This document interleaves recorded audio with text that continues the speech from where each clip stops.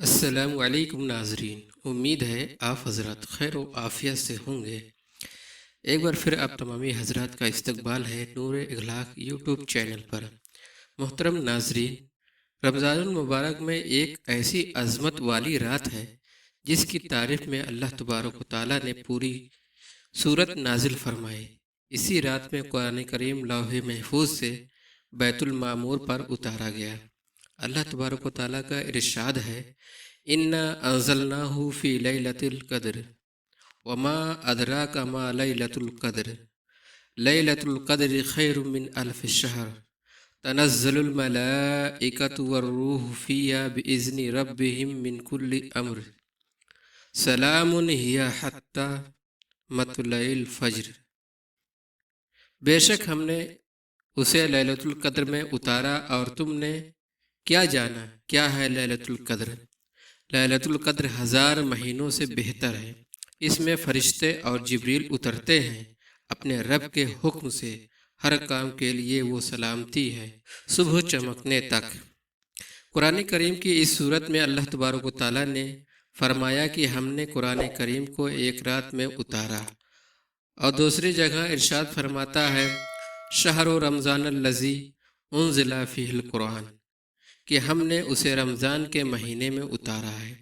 واقعات اور تاریخ یہ بتاتی ہے کہ جبریل علیہ السلام 23 سال کی مدت میں لاتے رہے۔ اس میں طبق یوں ہو سکتی ہے کہ لیلۃ القدر کو، جو رمضان المبارک میں ہے، اللہ تبارک و تعالیٰ نے قرآن کریم کو لوح محفوظ سے بیت المعمور یعنی آسمان دنیا پر ایک جگہ ہے وہاں اتارا، اور وہاں سے پھر حضرت جبریل علیہ السلام حضور نبی کریم صلی اللہ تعالی وسلم کی خدمت میں 23 سال تک لاتے رہے۔ چونکہ قرآن کریم اسی ماہ میں اتارا گیا، اسی لیے زیادہ مناسب یہی ہے کہ اس بابرکت مہینے میں قرآن کریم کی تلاوت کثرت سے کی جائے۔ تلاوت کلام الہی سے قلب کو سکون حاصل ہوتا ہے، روح کو تسلی نصیب ہوتی ہے۔ قرآن کریم کا ارشاد ہے، الا بذکر اللہ تطمئن القلوب، دلوں کو اطمینان اللہ تبارک و تعالیٰ کے ذکر سے ہوتا ہے۔ دنیا کی دولت و ثروت، مکانات، بلڈنگیں، غرض کی دنیا کی ہر چیز سے پریشانی اور بے اطمینانی بڑھتی ہی چلی جاتی ہے۔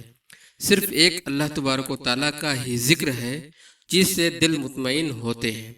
اور پھر قرآن کریم ایک ایسی کتاب ہے جس کو جتنی مرتبہ پڑھتے جائیں لذت اور شوق تلاوت زیادہ ہی ہوتا ہے۔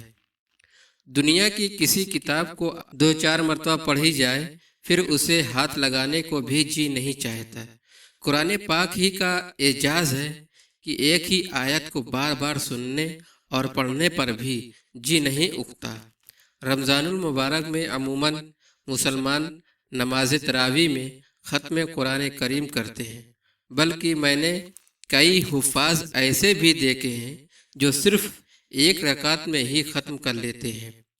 حضرت امام ابو حنیفہ رحمۃ اللہ علیہ ہر روز 2 قرآن کریم ختم فرمایا کرتے تھے۔ سبحان اللہ۔ حضور نبی کریم صلی اللہ علیہ وسلم نے فرمایا کہ اس کتاب کا ایک حرف تلاوت کرنے پر 10 نیکیاں ملتی ہیں اور 10 گناہ معاف کیے جاتے ہیں۔ فرمایا کہ الف لام میم ایک حرف نہیں بلکہ علیحدہ علیحدہ 3 حرف ہیں۔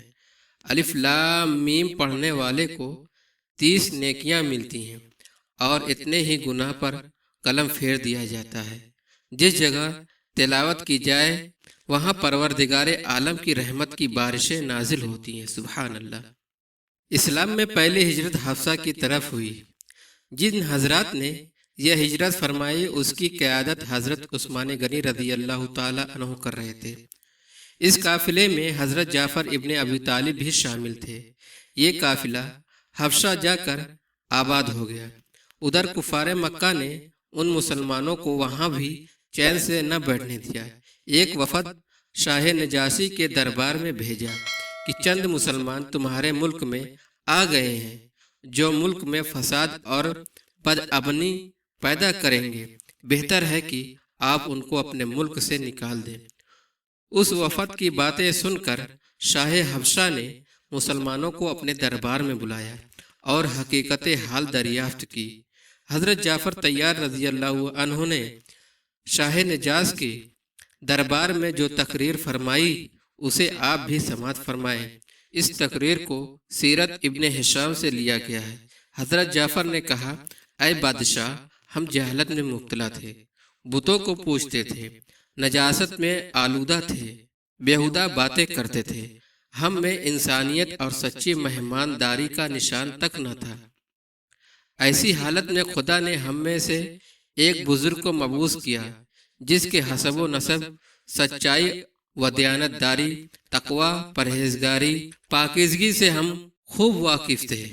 اس نے ہم کو توحید کی دعوت دی اور سمجھایا کہ اس اکیلے خدا کے ساتھ کسی کو شریک نہ بنائیں۔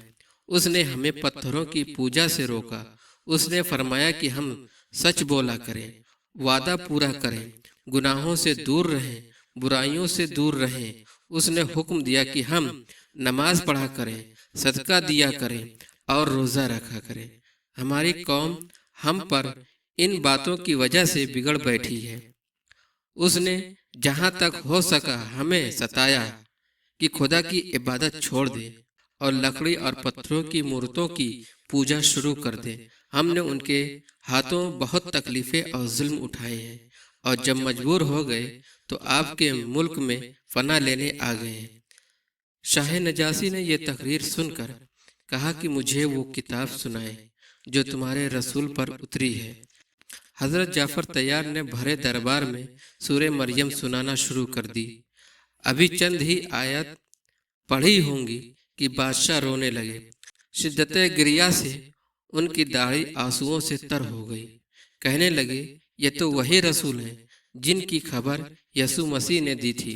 اللہ کا شکر ہے کہ مجھے یہ زمانہ نصیب ہوا۔ حضرت، میں آپ کے رسول برحق پر ایمان لاتا ہوں۔ سبحان اللہ۔